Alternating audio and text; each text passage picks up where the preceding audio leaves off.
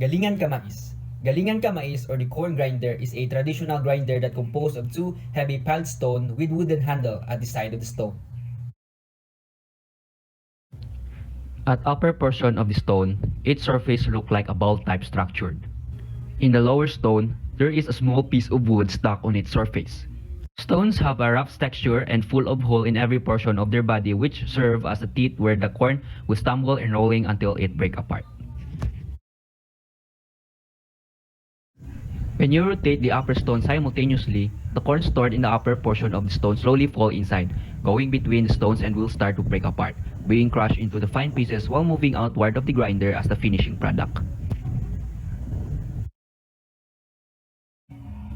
The creator of the stone grinder was still unknown. The oldest owner known of this historical item was my great-grandmother, Tomasa Cañonazo, the mother of my grandmother, Emiliana Cañonazo Calumay. According to my interviewee, the item was already there when she was still a kid.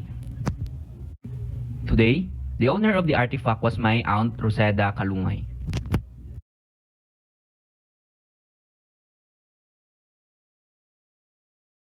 My grandmother and her family live in their farmland where corn, rice, vegetable, grains, and etc. were their source of living. She also told me her date of birth, which was May 5, 1936. As she stated that the item was already there when she was a kid, we can assume that her age that time was around 7 to 10 years old, year 1940s. If my grandmother aged like that, then we can imagine that the item also survived during Japanese colonization in our country, which started a year between 1942 to 1945. The source still reliable because my grandmother still remembered how the item fell into her care and to her husband's family. She stated that after inheriting their family's property, the item was also included. She also told me that she sold the farm to my aunt Roseda Calumay after my grandfather passed away.